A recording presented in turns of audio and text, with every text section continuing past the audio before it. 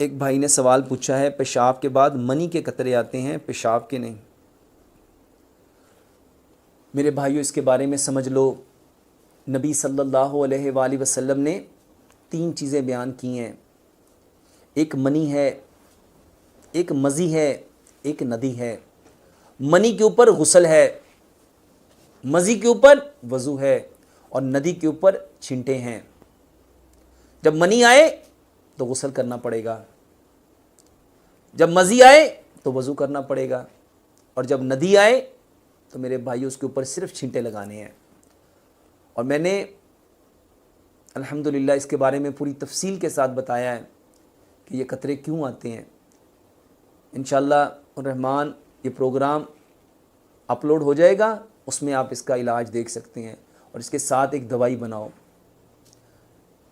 سفید muesli 50 gram, سیاہ muesli 50 gram, کوزہ مصری 50 گرام، اور سنگاڑا 200 گرام، اسگند نگوری 50 گرام، اور کوزہ مصری 150 گرام، ان سب کو پاؤڈر بنا لو۔ میرے بھائیو، یہ جو پیشاب کے بعد منی کے قطرے آتے ہیں، یہ اس کا بہترین علاج ہے۔ 1 چمچ کھانا کھانے کے بعد دودھ کے ساتھ، اور دودھ کے اندر ہلدی اور دال چینی ملا کے پہلے اس کو اچھی طرح پکائیں گے، پھر ٹھنڈا کریں گے، اس کے ساتھ اس کو استعمال کریں گے۔